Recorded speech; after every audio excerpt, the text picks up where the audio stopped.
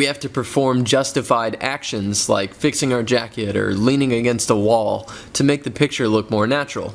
But men can thrive off of straight lines a lot more than women, just as women can thrive off of S-curves. So, if you're a man, then it's easier to think about starting all of your poses with 4 simple steps. Number 1 is your stance. Separate your feet to shoulder width apart and point your toes outwards just a tad. This will give you the strongest and most solid footing, and it looks the most natural. Number 2 is chest and shoulders. Take a deep breath while also relaxing those shoulders. You want your chest to stick out, but without looking like you're holding in a big breath. Just try to straighten your back and keep your neck straight as well. Number 3, turn slightly. Turn your entire body 10 degrees to one side so that your torso isn't perfectly square to the camera. What we really want is just to create a little bit of depth to your body. And number 4, do something simple with the hands, like one hand in your pocket and the other hanging to the side. This is actually our first pose, and it's just the standard portrait pose. I suggest starting with this pose so that you can nail down a good starting point. From here, we can go into a few more poses, like the adjustment pose. Start with the standard portrait pose that I just taught you, but turn your head slightly towards the side that is closest to the camera, preferably your good side, whichever one feels natural to you. And then bring your arms up to adjust your watch, jacket, or collar. Or if you're wearing a t-shirt, you can simply reach up with one hand and grab the opposite shoulder. The point is that no matter what maneuver you choose, you're creating a triangle shape with your arms that will create a feeling of strength and structure. Don't forget to squint your eyes just a tiny bit for a more serious look. Next up is the flattered pose. This pose is done by simply raising your elbow into the air and grabbing the back of your neck as if you're flattered by what somebody just said to you. By placing your elbow high into the air, you give an extension to the triangle shape that is your chest. Again, triangles convey strength and structure, so we want to show as many of them in your body language as possible. Leaving your chest open and unobstructed by any limbs will convey confidence, because that is the most vulnerable part of your body that you're leaving out to be hurt, so to speak. Confidence comes from vulnerability.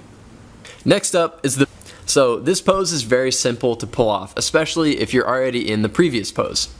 So just drop your forehead forward and down just a little bit, and then run your fingers up into your hair and just let your hand gently rest on the top of your head with some hair sticking out through the gaps in your fingers. This pose is perfect for those days when it's windy or you just don't have time to comb your hair in the morning. It's one of the more relaxed and playful poses for men without coming off whimsical or feminine. Lighting section. Lighting is everything when taking a good photo. It can make or break the quality of a photo instantly. It's often the first thing that our brains subconsciously judge to determine whether we're looking at a good photo or a bad photo. And since this course is all about taking photos of yourself, finding good lighting is incredibly important for flattering our best features. So, in this lesson, I'm going to talk about a couple great tips to help you find good lighting, both indoors and outdoors. So, let's start with indoors. Finding good lighting indoors can be a bit of a challenge because the most common light bulb in any house is called a tungsten bulb. And tungsten bulbs emit a very warm orange color tone to them. There are ways to correct this with editing, which I'll talk about later, but it's not as effective as finding a more neutral white light source in your house. So, where do we find this? Well, the most common place is standing in front of or near a window with natural sunlight coming through. It brightens and smooths up your skin. The most common light bulb in any house is called a tungsten bulb.